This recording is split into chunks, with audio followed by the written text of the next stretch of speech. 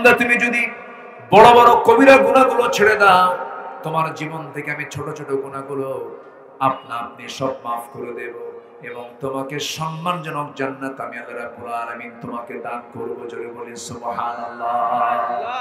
বড় বড় কবিরা গুনাহগুলো কি?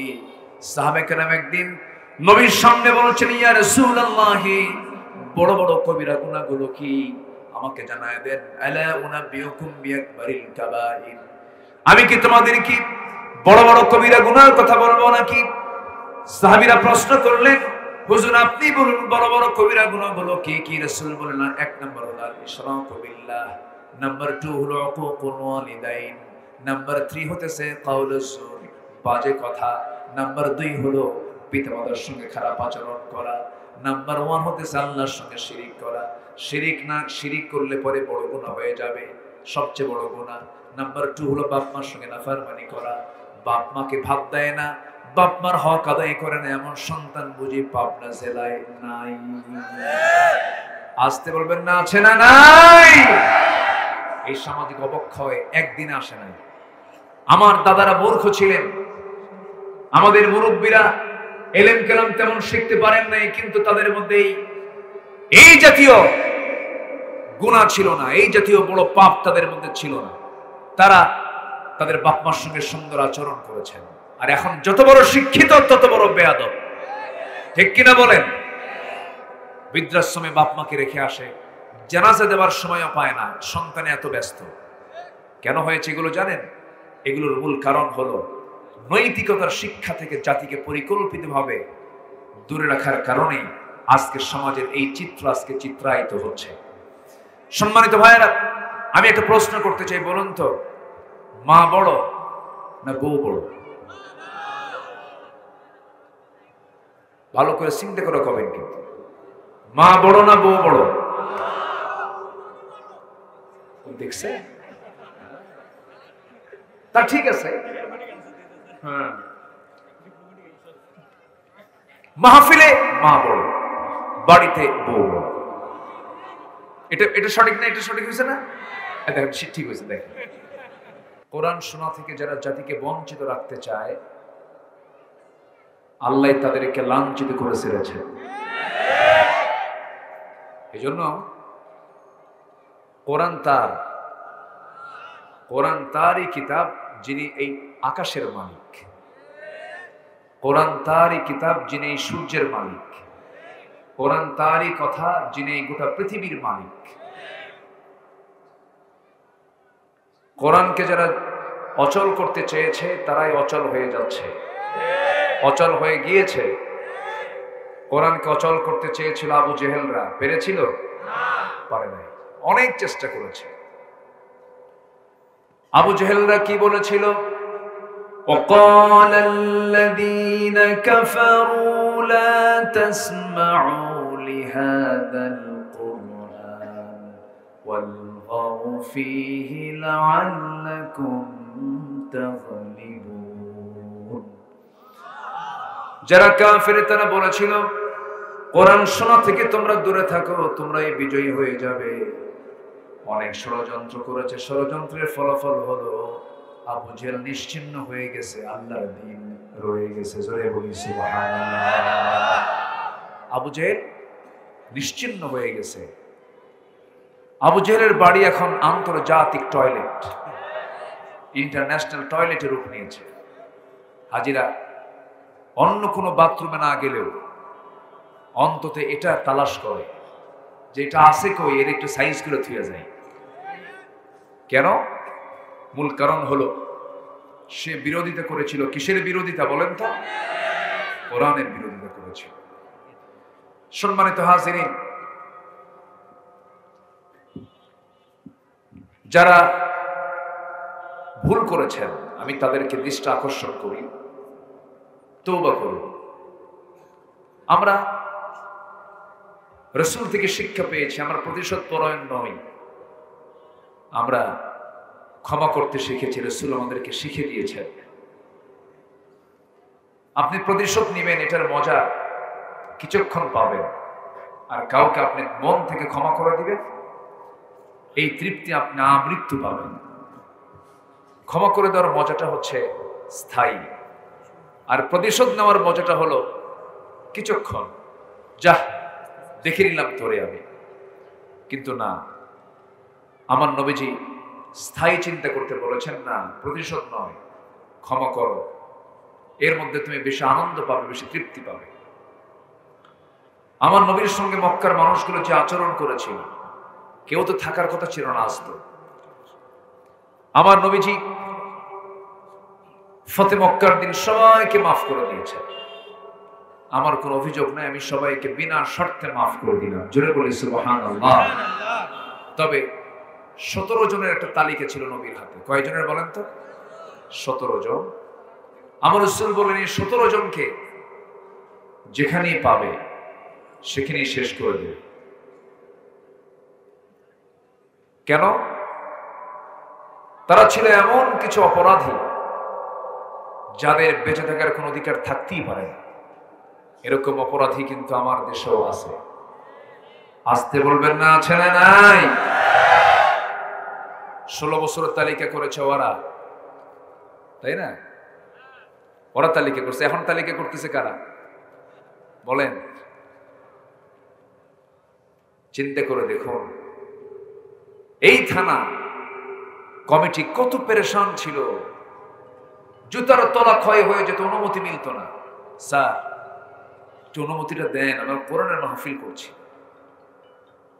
একটা বারের জন্য তারা অনুমতি দেয়নি। সেই থানায় এখন উল্টে ফোন দিয়ে বলে কমিটিকে, কিছু লাগবে কি? কি কথা কি বুঝতেছেন আপনারা? তাহলে এই যে একটা পরিবর্তন, এই পরিবর্তন করে দেওয়ার পিছনে সবচাইতে বড় অবদান যার, তিনি আমার কে? আল্লাহ। আসতে বলবেন না, তিনি আমার কে? আল্লাহ। আমরা পরিবর্তন পেয়েছি, কিন্তু ফলাফল কিন্তু এখনো হয়নি। ফলাফল হয়নি, তার প্রমাণ হচ্ছে সমাজের মধ্যে যে অপরাধগুলো থাকলে আল্লাহর গজব নাজিল হয়, সবই এখন সমাজে সেটা চালু আছে। যেরকম মদ, পাবনা জেলার তো কোথাও পাওয়া যায় না। আসতে বলবেন না, আছে না নাই? জেনার লাইসেন্স আছে না নাই? আচ্ছা। সুদের কারবার তো আরো নাই। সুদের কারবার আছে না নাই? এই 3টা অপরাধ যে রাষ্ট্রে, যে সমাজে চালু থাকবে, সেখানে আল্লাহর গজব নাজিল হয়। তাহলে আমরা একটা পরিবর্তন লক্ষ্য করছি, কিন্তু আসল পরিবর্তন কিন্তু এখনো আসেনি। সমাজ থেকে সকল অন্যায়, সকল জুলুমাত, সকল অন্ধকারকে দূর করার দায়িত্ব আমাদের আছে না নাই? আসতে বলবেন না, আছে না নাই? কেন? কোরআন বলছে, আল্লাহ রাব্বুল আলামিন বলেন, ওয়ালতাকুম মিনকুম উম্মাতুন ইয়াদউনা ইলাল খায়রি ওয়া ইয়া'মুরুনা বিল মা'রুফি ওয়া ইয়ানহাউনা আনিল মুনকার। তোমাদের ভিতরে এমন একটা দল থাকা দরকার, যে দল মানুষকে সৎ কাজের আদেশ দেবে, অসৎ কাজের বাধা প্রদান করবে। এই অর্ডার দিয়েছেন তিনি কে? ওনান তিনি আমার কে? আল্লাহ অর্ডার দিয়েছেন, সৎ কাজের আদেশ দিবা, অসৎ কাজের বাধা। অসৎ কাজের কি? বাধা। এটা আমার আপনার দায়িত্ব। এটা আমার আপনার জরুরি কাজ। এটা আমরা 53 বছরের যে সুযোগটা পাইনি, এখন আমরা তা পেয়েছি। শিক্ষককে পর্যন্ত ছাত্রকে পর্যন্ত শিক্ষক শাসন করতে পারে নাই 16 বছর। কি ঠিক আছে না?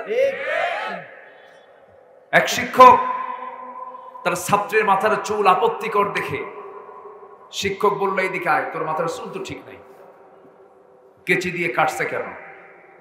এটা মামলা পর্যন্ত গড়াইয়া দিয়েছে। হাই স্কুলের টিচারকে দেখে আগের যুগের ছাত্ররা ভয়ে সামনে আসতো না। সাইকেল থেকে নেমে স্যারকে সম্মান দিত, শ্রদ্ধা করত, সালাম দিত। এবং হাই স্কুলের টিচাররা ছাত্রদেরকে শাসনও করেছেন, বেত্রাঘাতও করেছেন। সেই পিটনগুলো খেয়ে আগের আমাদের আগের যারা অগ্রজ যারা, তারা ভদ্র ছিলেন, শালীন ছিলেন। এখন শিক্ষার হার যদিও বেড়েছে, কিন্তু বেয়াদবের হার কমছে না বাড়ছে? বেয়াদবের হার কমছে না বাড়ছে? বাড়ছে। শিক্ষার হার বেড়েছে, বাপ মার প্রতি সেবার হার কমেছে না বেড়েছে? কমেছে। সম্মানিত ভাইরা, আজকে এই জাতির ভিতরে কোন শ্রেণীটা বেশি দুর্নীতিতে আক্রান্ত বলেন তো? একটা মূর্খ পরিবারে বেশি তালাকের প্রচলন আছে না শিক্ষিত পরিবারে তালাকের প্রচলন আছে? যারা পড়াশোনা করে না, ইলম কালাম খুব একটা নাই, সেই জায়গায় কিন্তু তালাকের গন্ধ খুব কম পাওয়া যায়। এই বিবাহ বিচ্ছেদ গুলো আজকে হচ্ছে শিক্ষিত জনদের মাঝেই বেশি, যা অপ্রত্যাশিত। এটা এক্সপেক্ট ছিল না আমাদের।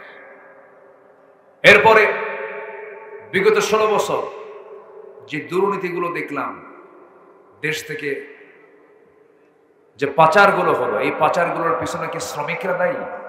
কোন শ্রমিক করেছে? আচ্ছা, কোন কৃষক করেছে?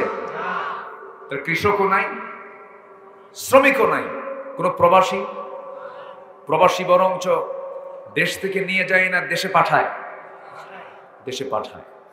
তাহলে রেমিটেন্স প্রবাসীরা পাঠালো, গার্মেন্টস দেশের শিল্পকে বাড়ায় দিল, অর্থনৈতিক অবস্থানকে মজবুত করে দিল। কৃষক দেশের সার্বিক উন্নয়ন সাধনে এগিয়ে আসলো। এরা কিন্তু সবাই অশিক্ষিত। তাহলে দেশ থেকে এই সম্পদগুলো পাচার করলো কারা? যারা শিক্ষিত নামের কলঙ্ক কিছু, মানে কি বলবো, এগুলোর মুখ দিয়ে আমি কোন ভাষা প্রয়োগ করি, ভাষা খুঁজে পাচ্ছি না। শিক্ষিত নামের এক শ্রেণীর উচ্চাভিলাষী দুনিয়ামুখী এক শ্রেণীর কলমের খোঁচা দিয়া জনগণ থেকে যে টাকা পয়সাগুলো তারা লোপাট করে বাইরে পাচার করেছে, এরা শিক্ষিত নামের কলঙ্ক।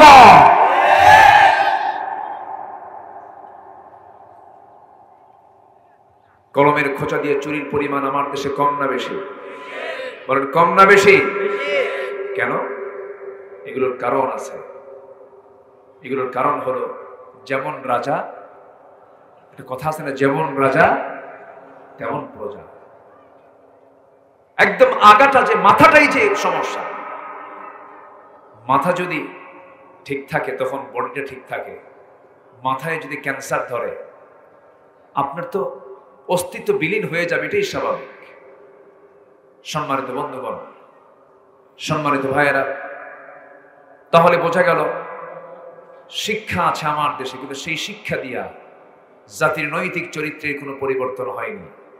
তাহলে শিক্ষার যে কারিকুলাম, যে পদ্ধতি, যে সিস্টেম, তার মধ্যে পরিবর্তনের দরকার আছে না নাই?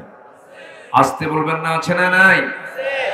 আমরা কোথাও কোনোদিন বলিনি যে মেডিকেল পড়া যাবে না, ইঞ্জিনিয়ারিং পড়া যাবে না, কমার্স পড়া যাবে না, সায়েন্স নিয়ে পড়া যাবে না। অবশ্যই আপনি পড়বেন না, কেন? পড়েন।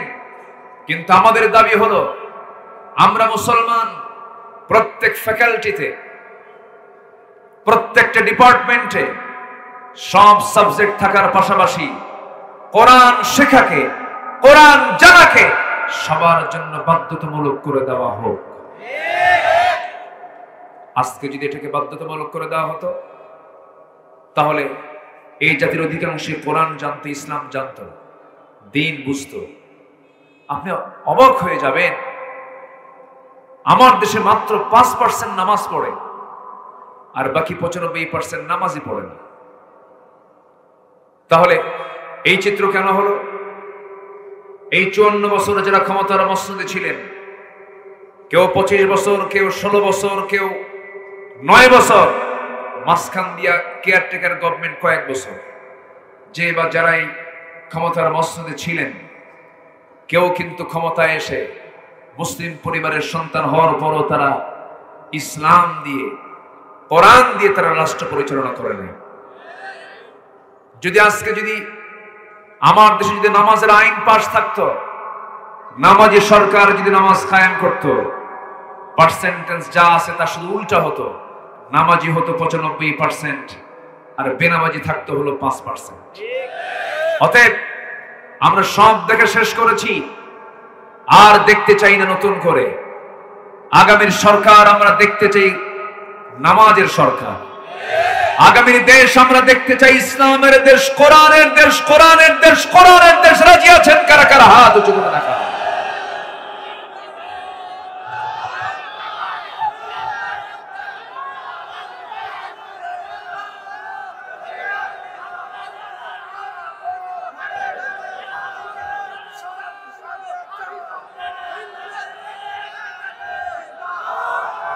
আল্লাহ কবুল করুন, জোরে বলি আমিন। শুনুন, আমার দেশের কিছু মুসলমান তারা সস্তায় জান্নাত পেতে চায়। তারা ভাবে ইসলাম মানা মানে হচ্ছে নামাজ, রোজা, দান সদকা, মসজিদ মাদ্রাসা করা। এর মধ্যে আমি দিনদারিতে খুঁজব।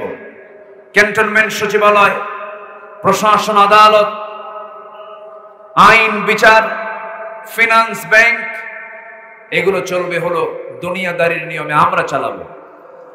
কিন্তু আমার নবীর রাষ্ট্র ব্যবস্থা ছিল দিনদারি আর দুনিয়াদারি পৃথক, এরকম কোন ব্যবস্থা তার ছিল না। সবই ছিল দিন। সব দিনকে সামনে রেখে তিনি সবকিছু পরিচালনা করেছেন। যারা বলবে যে আধুনিক বিশ্বে ইসলাম অচল, কোরআন অচল, তাকে নতুন করে ঈমান আবার আনতে হবে। আস্তে কোন কেন নতুন করে কি করতে হবে? ঈমান আনতে হবে। এজন্য আমরা জীবনের সকল জায়গায় আমরা ভয় পেয়ে চলবো। আইন মানবো একমাত্র কার? এটা জোরে বলুন না ভাই, কার? কার? আল্লাহ পাক। এটা কি পাশে নদী? এটা কি নদী?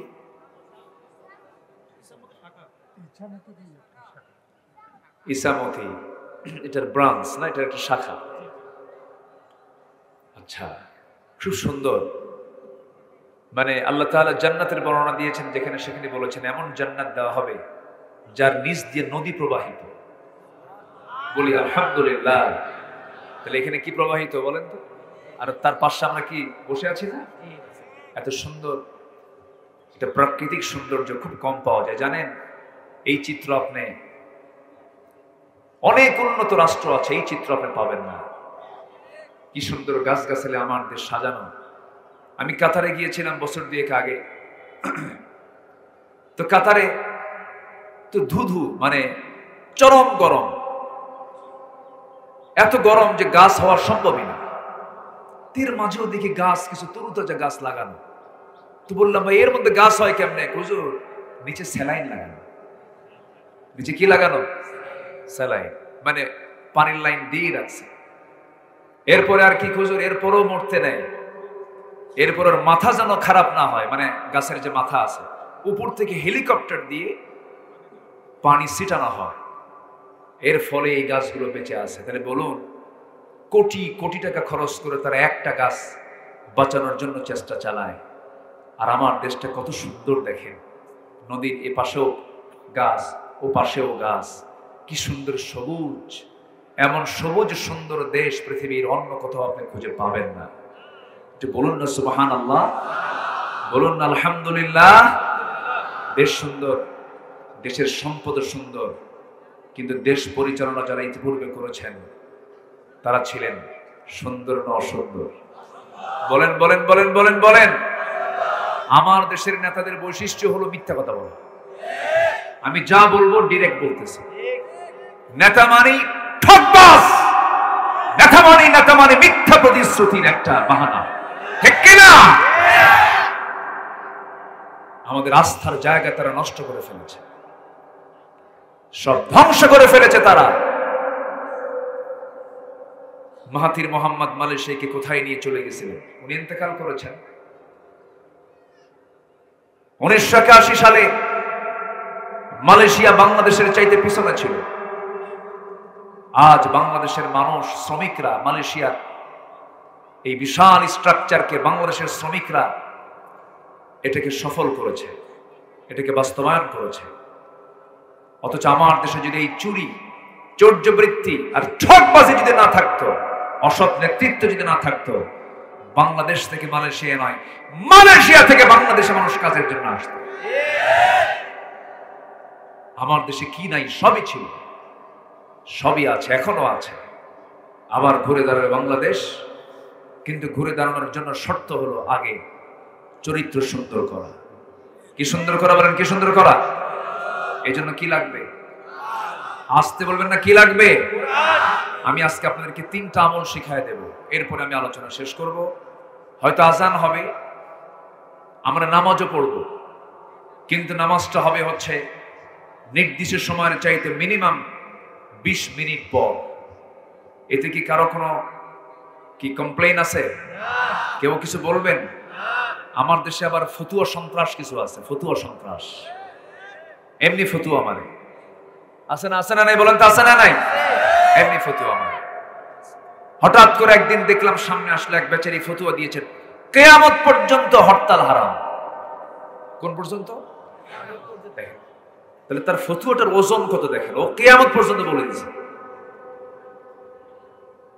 যা মুখে আসে তাই বলে, শুধু বলতে থাকে এটা হারাম, ওটা হারাম, ওটা হারাম, ওটা হারাম। ওর কিতাবের নামই হলো কিতাবুল হারাম।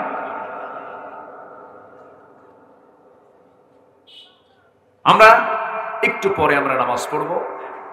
আমি যতক্ষণ আছি, আমাকে যখন খুতবা দিবেন ঘড়ি দেখবে কে খতিব না মুসল্লি।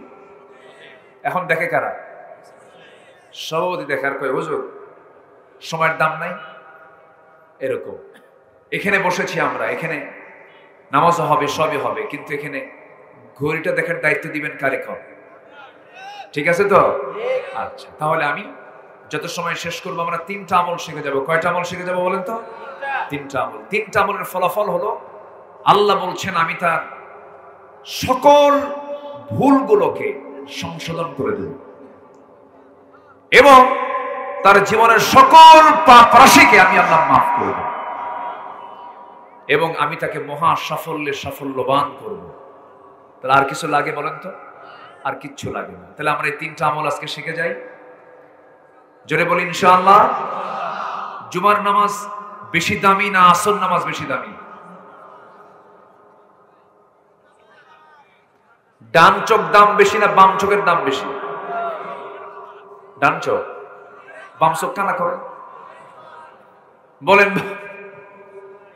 তাহলে জুমার গুরুত্ব যেমন আসর গুরুত্ব তেমন, শুধু তফাৎ হলো এটা জুমা আর ওটা আসর, কিন্তু ফরজ দুটাই। ফরজ দুটাই, ফরজ বাদ দিলে সমস্যা। সম্মানিত ভাইয়েরা, সম্মানিত বন্ধুগণ, আল্লাহ রাব্বুল আলামিন বলছেন বান্দা আমি তোমাকে 3টা আমল শিখায় দিচ্ছি, তুমি এই আমলগুলো করো। আমি তোমাকে নিজ দায়িত্ব নিলাম, আমি তোমাকে গুনাহমুক্ত করে দেব। জোরে বলি সুবহানাল্লাহ। সূরাতুল আহজাব, সূরাতুল আহজাব। আল্লাহ রাব্বুল আলামিন বলেন ইয়া আইয়ুহাল্লাযীনা আমানু তাকুল্লাহা ওয়া কুলু কওলান সাদীদা يصلح لكم أعمالكم ويغفر لكم ذنوبكم ومن يطع الله ورسوله فقد فاز فوزا عظيما. জোরে বলুন আল্লাহু আকবার। ও বিলিভার্স, ও বিশ্বাসীরা, ও ঈমানদারেরা, তোমরা আমি আল্লাহ আমাকে ছাড়া কাউকে ভয় পেও না, আমাকে ভয় করো।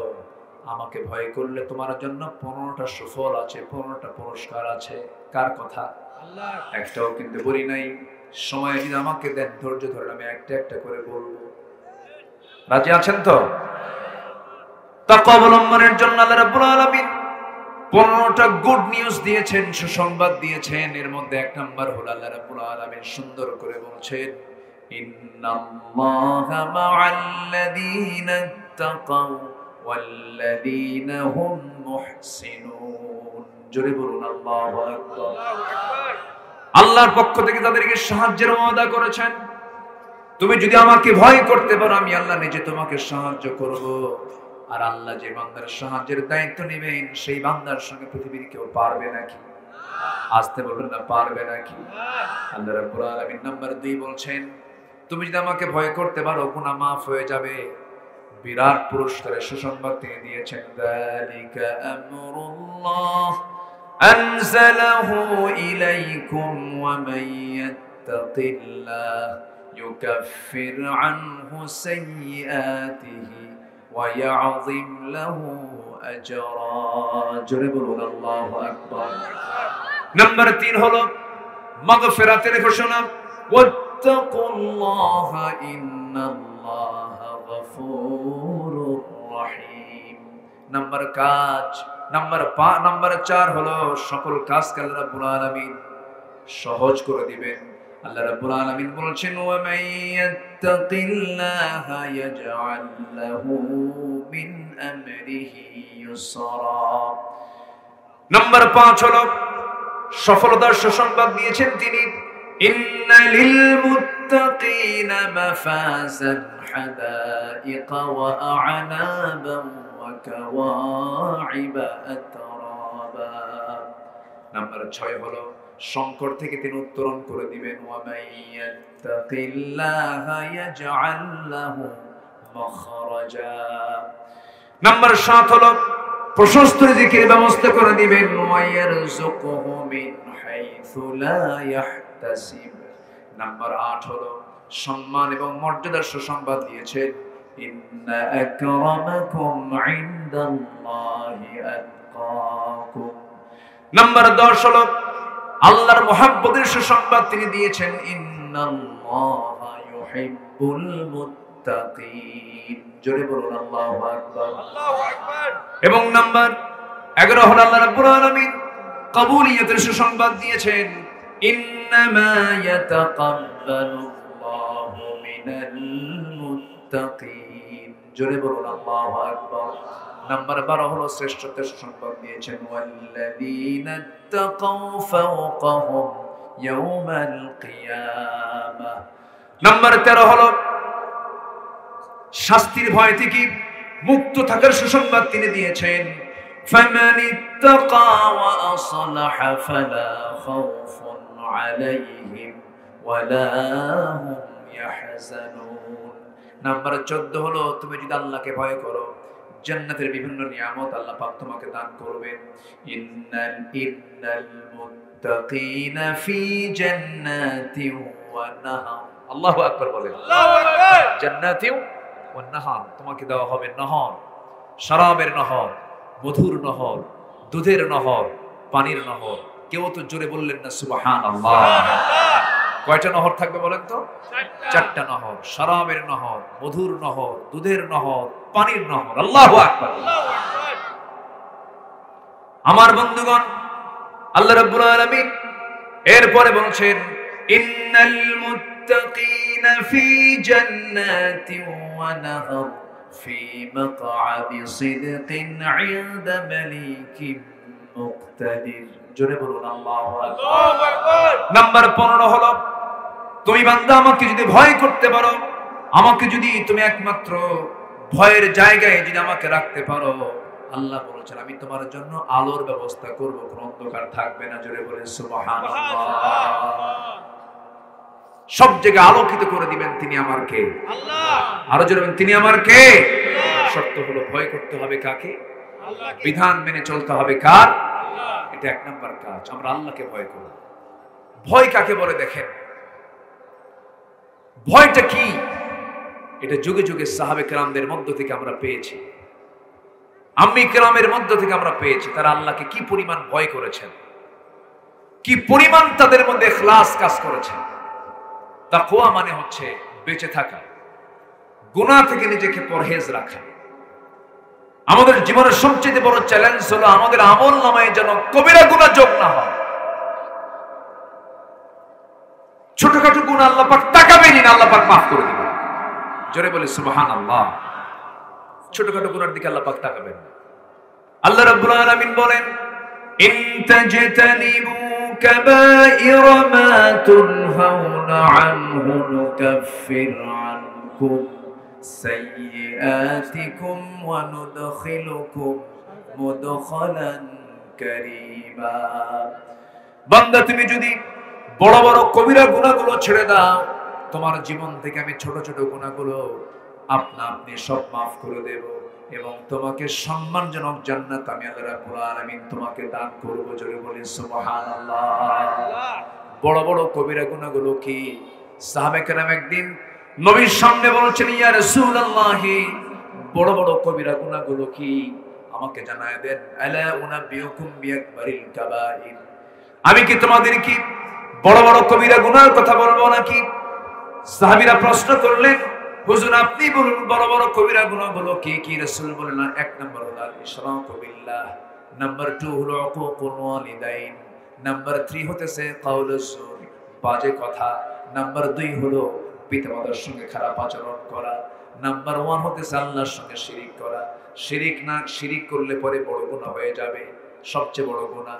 নাম্বার 2 হলো বাপ মার সঙ্গে নাফরমানি করা, বাপ মাকে ভাত দেয় না, বাপ মার হক আদায় করে না, এমন সন্তান বুঝি পাবনা জেলায় নাই? আসতে বলবেন না, আছে না নাই? এই সামাজিক অবক্ষয় একদিনে আসে নাই। আমার দাদারা মূর্খ ছিলেন, আমাদের মুরব্বীরা এলেম কালাম তেমন শিখতে পারেন নাই, কিন্তু তাদের মধ্যে এই জাতীয় গুনাহ ছিল না, এই জাতীয় বড় পাপ তাদের মধ্যে ছিল না। তারা তাদের বাপ মার সঙ্গে সুন্দর আচরণ করেছেন। আর এখন যত বড় শিক্ষিত তত বড় বেয়াদব, ঠিক কিনা বলেন? বৃদ্ধাশ্রমে বাপ মাকে রেখে আসে, জানাজা দেওয়ার সময়ও পায় না, সন্তানে এত ব্যস্ত। কেন হয়েছে এগুলো জানেন? এগুলোর মূল কারণ হলো নৈতিকতার শিক্ষা থেকে জাতিকে পরিকল্পিতভাবে দূরে রাখার কারণেই আজকে সমাজের এই চিত্র আজকে চিত্রায়িত হচ্ছে। সম্মানিত ভাইয়েরা, আমি একটা প্রশ্ন করতে চাই, বলুন তো, মা বড় না বউ বড়? ভালো করে চিন্তা করে কবেন, কিন্তু মা বড় না বউ বড়? দেখছে? তা ঠিক আছে, হ্যাঁ, মাহফিলে মা বড়, বাড়িতে বউ বড়। এটা সঠিক না? এটা সঠিক হয়েছে না? দেখেন ঠিক হয়েছে। দেখেন মাহফিলে আসলে পরে কি বড় হয়? মা বড়। বাড়িতে গেলে বউ। মারাত্মক ব্যাপার। মাকে খাটো করার কোন অধিকার পৃথিবীর কোন সন্তানের, আসতে বলবে সন্তানের। বউকে আমি ছোট করছি না, স্ত্রীর দাম আছে, স্ত্রীর মর্যাদা আছে। স্ত্রীর সামনে যেমন মার কথা আপনি বলতে পারবেন না, মার সামনেও স্ত্রীকে খাটো চোখে কোনো কথা বলতে পারবেন না। দুজন দুটো প্ল্যাটফর্ম। কারণ আপনার কাছে আপনার স্ত্রী এটা, কিন্তু আপনার সন্তানের কাছে আপনার স্ত্রী কি? মা। কিন্তু আপনার মা, বিকল্প কিছু নাই। আপনি জানেন এই দেশে বিশাল একটা অংশ মাকে পর্যন্ত ভাত দেয় না, বাপকে দেখে না। এটা সংখ্যা কি কম? আসতে বলে সংখ্যা কি কম? ওয়াজ কি কম হয়? ওয়াজও তো কম হয় না। হতাশার দিক বলছি, মন খারাপ করা যাবে না ভাই, একটু কান লাগান। ইসলামী আন্দোলন করেন, দিন কায়েম করবেন, আপনার মাকে ভাত দেন না। 4 সন্তান মিলে এক মাকে ভাত দিতে কষ্ট পান, 3 দিন করে ভাগ করে মাকে খাওয়ায় ফকিরের মতো। আছে না নয়? এই সিস্টেম আপনাকে কে শিখায় দিয়েছে? বুড়া মানুষ, 4টা ছেলে সন্তান, 7 দিন করে 3 দিন করে ভাগ করে, ওই বাড়িতে 3 দিন, ওই বাড়িতে 4 দিন, ওই বাড়িতে 7 দিন। এটা একটা অত্যাচার মনে করি আমি, এটা একটা জুলুম মনে করি আমি। সন্তান 4টা, বাপ যাকে পছন্দ করবে সেই জায়গায় গিয়ে থাকবে। আস্তে কন কেন? তোর বাড়িতে থাকবো আমি, তুই আমারে দেখবি, কোনো কথা বলা যাবে না। কথা বলবেন, জাহান্নাম যেতে হবে, জাহান্নাম, জাহান্নাম, জাহান্নাম। মারাত্মক কথা।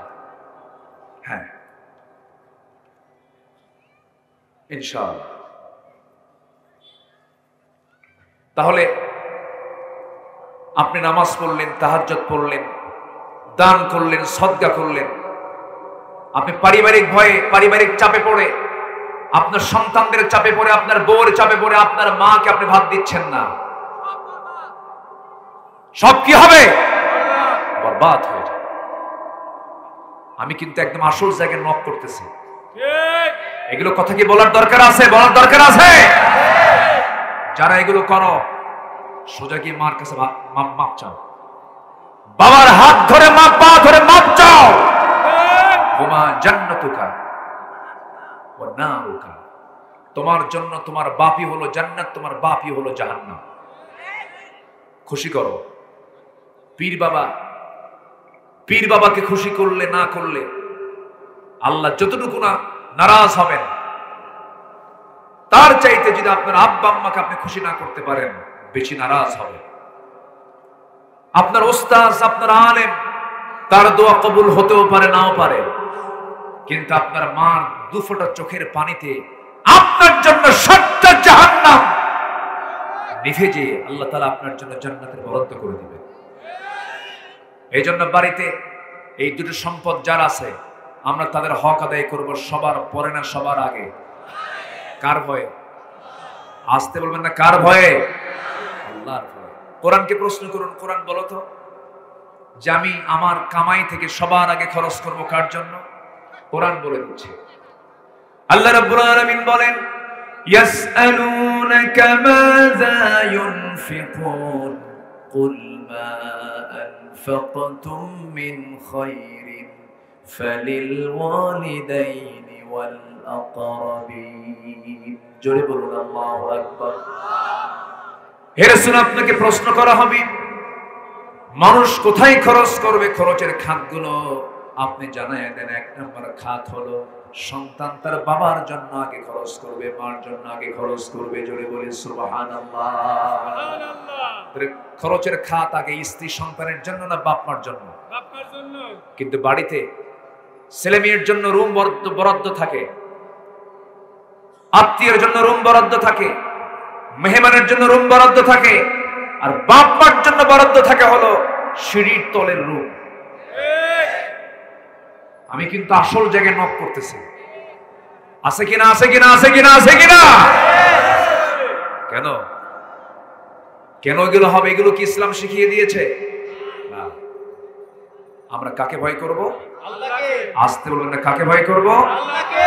আপনি কি জানেন আপনার মা মুখ থেকে যা বের করেন আপনার জন্য সেটা আইন হয়ে যায়। যেরকম একজন জজ তার চেয়ারে বসে যদি একটা ফাঁসির আসামিকেও যদি বলে দেন বেকসুর খালাস, কিচ্ছু করার নাই, মুখ থেকে তার সেই চেয়ার থেকে তিনি বলে দিয়েছেন, ওটাই কার্যকর। তেমনি মা তার আসন থেকে যা বলেন আল্লাহর কাছে ওটাই হুবহু কোড হয়ে যায়, ওটা রেকর্ড হয়ে যায়। সুবহানাল্লাহ বলবেন না? এত দাম মাকে কে দিয়েছেন? আল্লাহ। বাবাকে কে দিয়েছেন? আল্লাহ। আল্লাহ দিয়েছেন। কোন এক বড় আল্লাহর ওলি, একদম সহিহ বর্ণনা, সাহেবে জুরাইস এত বড় আল্লাহওয়ালা ছিলেন যে হাদিসে এসেছে তিনি বনি ইসরাইল যুগের মানুষ ছিলেন। তিনি যে দোয়া করতেন আল্লাহর কাছে সেই দোয়া কবুল হয়ে যেত। সুবহানাল্লাহ। সেই লোকটা একদিন সেজদায় আছে, তার মা পিছন থেকে এসে ডাক দিচ্ছে, বাজান। উনি ভাবলেন একদিকে আমি আল্লাহর সেজদায়, আরেকদিকে মা আমাকে ডাকে। উনি চিন্তা করে ভাবলেন, না, আমি মার ডাকে পড়েই সারা দিই, নামাজটাকে পড়ে নিই। মা ওই মুহূর্তে সন্তানকে ডেকে না পেয়ে একটু মনক্ষুণ্ণ হয়ে বললেন, আল্লাহ, আমার সন্তানের জীবনে একটা নারীর অনিষ্টের ছোঁয়া না পাওয়া পর্যন্ত যেন তার মৃত্যু না হয়। একটা খারাপ নারীর অনিষ্টের ছোঁয়া না পাওয়া পর্যন্ত যেন মৃত্যু না হয়। খারাপ নারীর সংস্পর্শে না আসা পর্যন্ত যেন তার মৃত্যু না হয়। এরকম জাতীয় একটা বদদোয়া তার মুখ থেকে বের হয়ে গেছে। চিন্তা করুন, এত বড় আল্লাহওয়ালা মানুষ, আমার নবীর নিজের মুখের বর্ণনা, এটা একদম সহিহ হাদিস। এটা হঠাৎ করে একদিন গোটা শহরে তুলকালাম হয়ে গেল। কি তুলকালাম? এক নারী বলে ফেললো জামার পেট থেকে যে সন্তানটা হয়েছে এই সন্তানটা হলো ওই সাহেবে জুরাইজ নামক ওই আল্লাহওয়ালা লোকের। বলেন তো এই কথা শুনলে শহরের মানুষ কি মনে করতে পারে? এখন বলেন, গোটা শহরের মানুষ সাহেবে জুরাইজের বাড়িতে এসে হানা দিয়ে বলছে তোমাকে সম্মান করেছি, ইজ্জত করেছি, এত কদর করেছি, কিন্তু তুমি যে এত জঘন্য, তুমি তো জেনাকার। এইরকম করে গালিগালাজ পারলো, তাকে শারীরিকভাবে আঘাত করা শুরু করে দিল।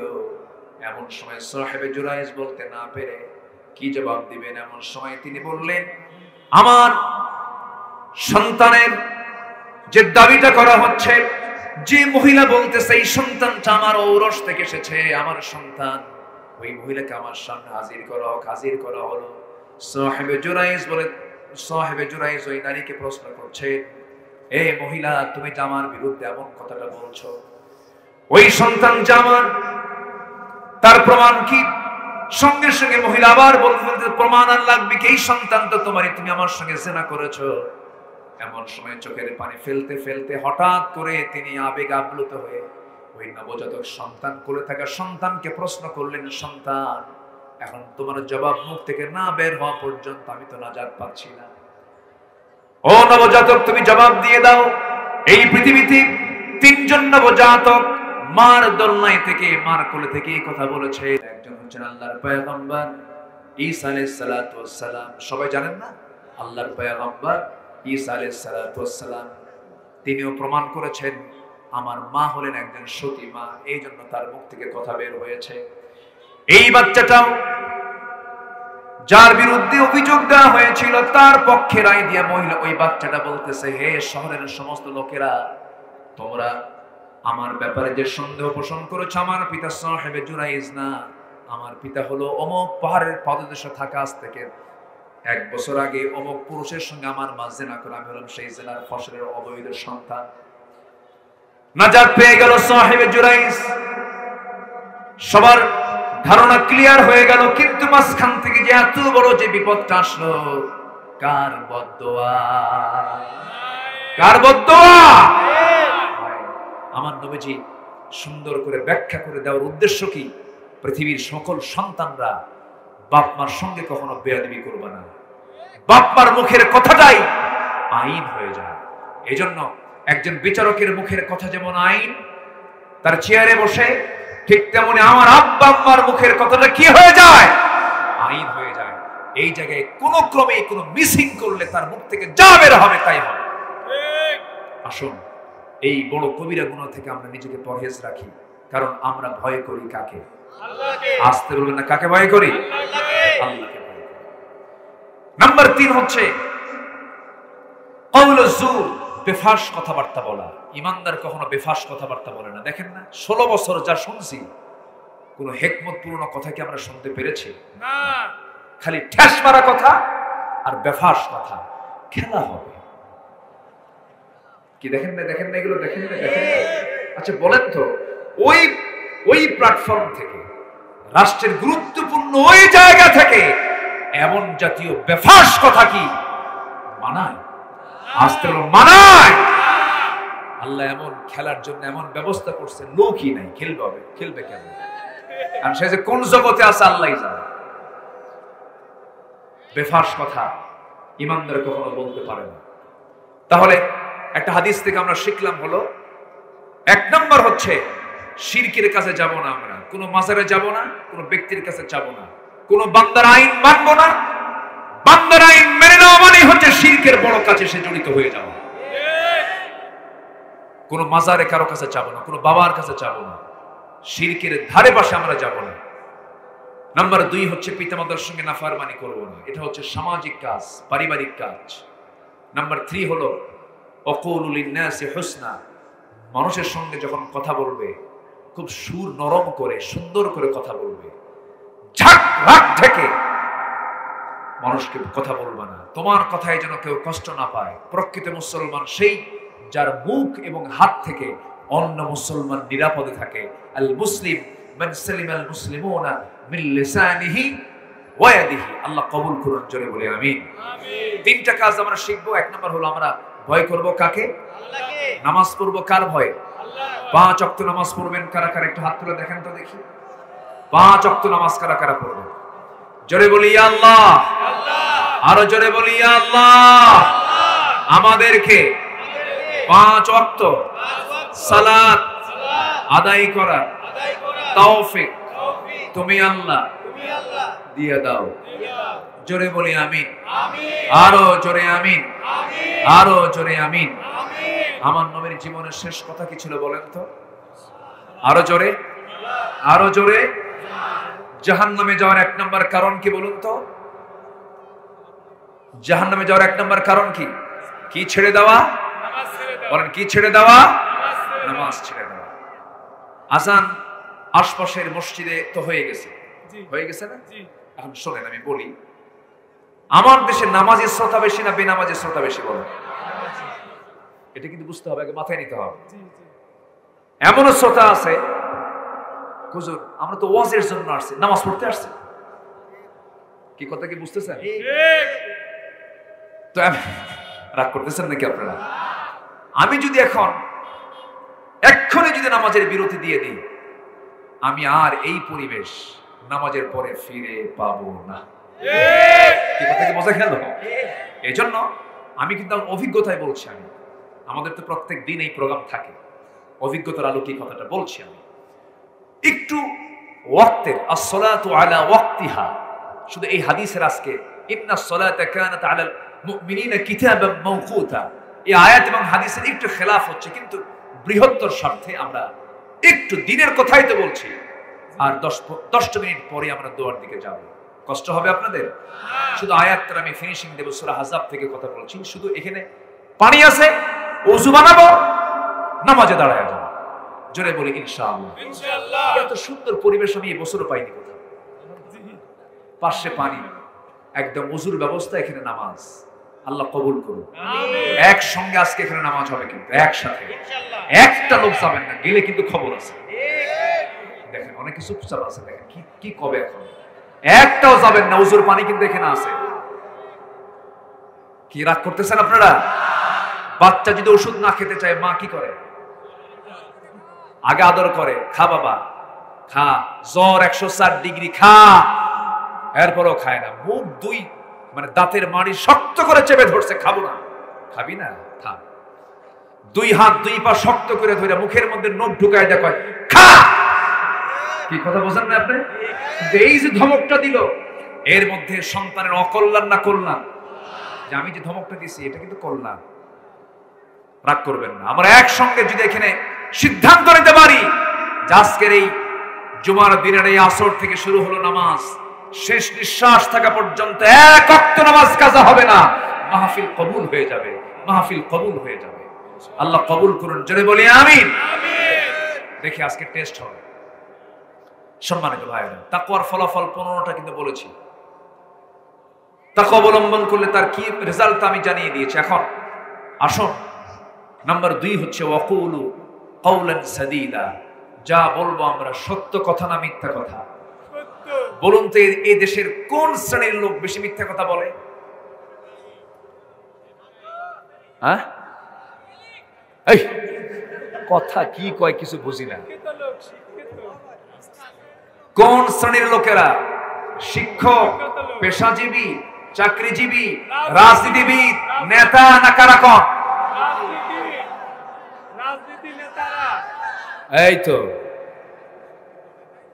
তাহলে রাজনীতি 2 প্রকার। একটা হচ্ছে আদর্শিক রাজনীতি, ঠিক কিনা বলেন? আর একটা হচ্ছে সন্ত্রাস নির্ভর রাজনীতি। দেখেন না, তবলিগ জামাতের মধ্যে সন্ত্রাস ঢুকায় দিয়েছে, এর মধ্যে গার্মেন্টস, এর আগে গার্মেন্টস ঢুকায় দিয়েছিল। এক এক সময় এক একটা রূপ নিয়ে আসতেছে। সম্মানিত বন্ধুগণ, সম্মানিত ভাইয়েরা, আমার বিশ্বাস টুডে এন্ড টুমরো বাংলার জমিন আল্লাহর দিন কায়েম হয়ে যাবে। জোরে বলি ইনশাআল্লাহ। আরো জোরে বলি ইনশাআল্লাহ।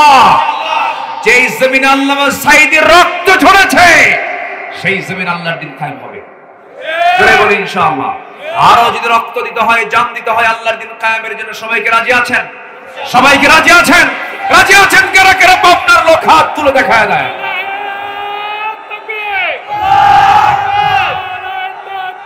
আল্লাহু আকবার।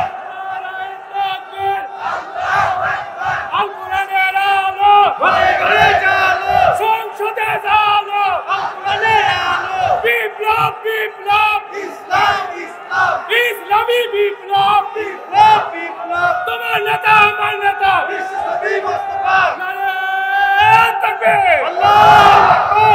আল্লাহ কবুল করুন, জোরে বলি আমিন। যুবকরা, তোমরা যা দেখাইছো আমরা খুশি, কিন্তু বিড়ি খাইও না। কি কথা কি বুঝতেছো? তোমরা যা দেখাইছো আমরা খুবই খুশি। তোমরা সন্তান হয়ে যে সাহসীর ভূমিকা পালন করেছো, বাপরা তা পারে নাই। বাপরা খালি চাকরি বাসান ফরজ মনে করছে, চাকরি বাসান ফরজ মনে করেছে। আমাকে যখন 2018 সালে গ্রেফতার করলো, ওসি মহোদয়ের রুমে বসে আছি। ওসি কয়, হুজুর আপনাকে ধরে আনছে, আমি কাঁদতেছি, চোখে পানিও, কান্দে। বললাম, আপনি আমার ধরে নিয়ে এসে আপনি কাঁদবেন কেন? হুজুর উপায় তো নাই, ধরতে চাই না, কিন্তু উপরের চাপ, চাকরি বাসান তো ফরজ। আমি বললাম, ইমান বাসান তো নফল।